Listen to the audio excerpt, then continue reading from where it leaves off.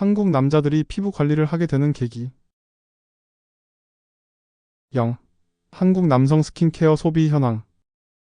한국 남성은 1인당 스킨케어 소비량이 세계 1위입니다. 저는 이 과정을 직접 경험한 세대이기 때문에 이 이야기를 할 수 있습니다. 한국 남성이 이 과정을 겪게 되는 것은 일단 외모가 아니라 고통에서 시작됩니다. 1. 화장품 샵과 피부과가 늘어나게 된 계기. 90년대 기본 인플레이션이 59.5%대였고 최근 팬데믹 버블로 2022년 최고점을 찍은 인플레이션이 6.3%였습니다. 제가 90년대에 계란 하나로 하루를 보낸 어린 시절이 잦았고 굶은 적이 많았는데도 집에 베이비 로션이 꼭 있었습니다. 하나 사면 그래도 몇 달 쓸 수 있으니까요. 즉 부모님도 안 바르실 정도로 그만큼 이게 중요했던 것입니다. 실제로 화장품샵과 피부과는 98년 아시아 외환위기 IMF라고 부르는 경제위기를 극복하고 2000년대가 되어서 늘어났습니다. 올리브영 설립일이 99년이고 기업으로 만들어진 게 2002년입니다. 2. 한국 날씨 한국인 피부 타입. 한국의 봄 날씨 밈이 있었죠. 이건 외국에도 유명해졌다고 들었습니다.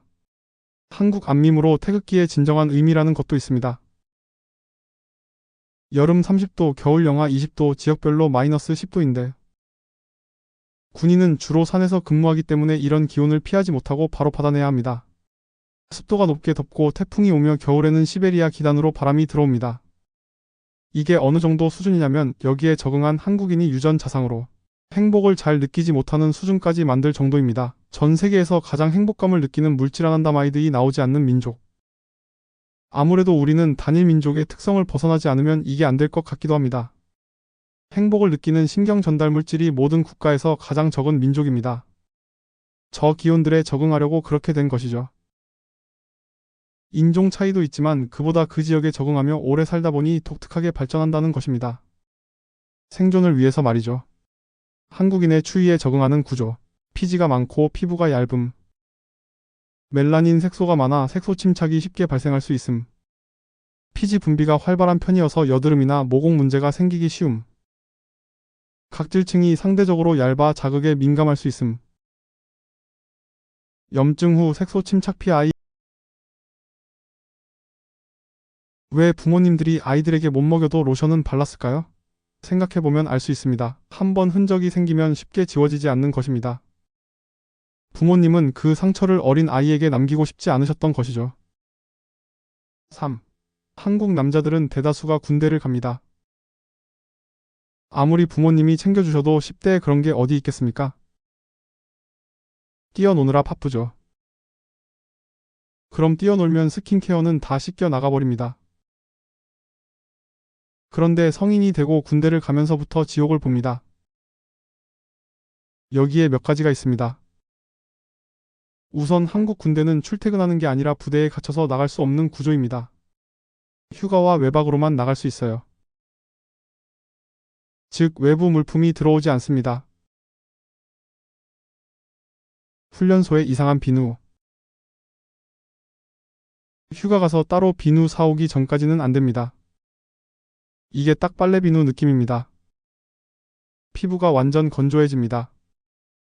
그런데 로션이 없어요. 사적인 물품을 가지고 들어갈 수 없습니다. 모두 반납이죠. 부대 배치를 받고 난 다음은 좀 다르지만 그것도 100일 휴가 이후부터입니다. 위장 크림 언제 만든지 모릅니다. 모공에 들어갑니다. 훈련이나 행군 시에 바르는데 이게 저 비누로는 지워지지 않아요.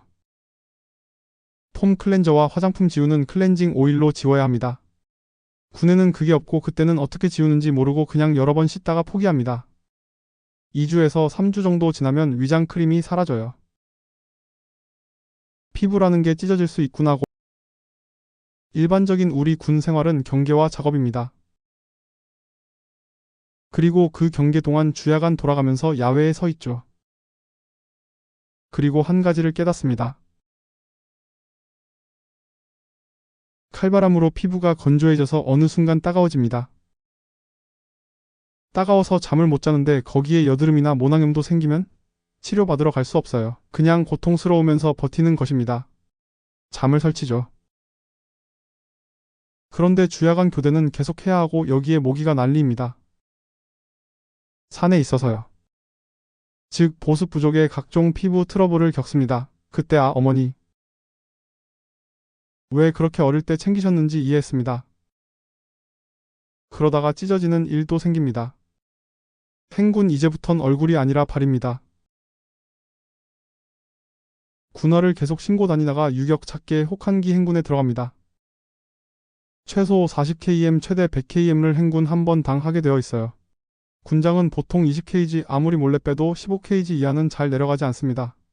특수부대는 이보다 더 무겁게 들고 합니다. 1년 중에 하기 때문에 아무리 피해도 군생활 동안 훈련을 약 4번에서 5번은 하게 됩니다. 여기서 최악이 혹한기인데 일주일간 씻을 수 없어요. 멧돼지가 반복적으로 부수는 텐트에서 자게 되고 신발도 3일에서 일주일간 거의 벗을 수 없다는 것입니다.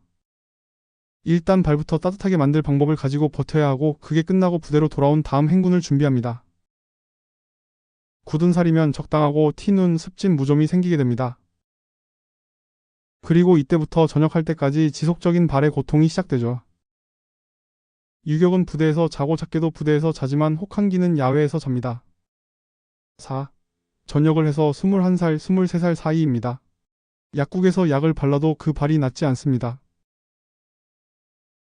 고통 속에서 버티던 남자들이 자존심을 버리고 사랑니 뽑으려 치과 찾듯 피부과를 찾습니다. 딱 한 달에서 3달 정도 만에 고통이 사라집니다. 해방감을 느끼죠. 갑자기 피부과에 대한 신뢰도가 급상승합니다. 그럼 얼굴도 괜찮을까요? 얼굴 치료를 시작합니다. 비싸지만 효과는 확실해요. 재발하면 안 되잖아요. 피부과용 로션, 스킨, 크림을 제공받기 시작하고 저렴한 것을 찾습니다. 화장품 가게로 가죠. 5.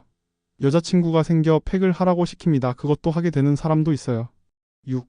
즉 화농성 여드름, 건선, 무좀과 습진, 모낭염 거기다 한 번 생기면 잘 지워지지 않는 상처를 겪으면서 나빠지기 전에 예방하자는 습관이 생기기 시작합니다. 그리고 그것은 군 생활의 나쁜 기억과 섞이게 됩니다. 7. 결론. 한국 남성의 스킨케어는 미용이 아닌 고통과 생존에서 시작된 문화입니다.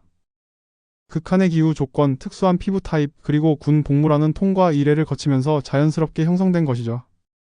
이것이 바로 한국 남성이 세계 1위의 스킨케어 소비를 하게 된 배경입니다.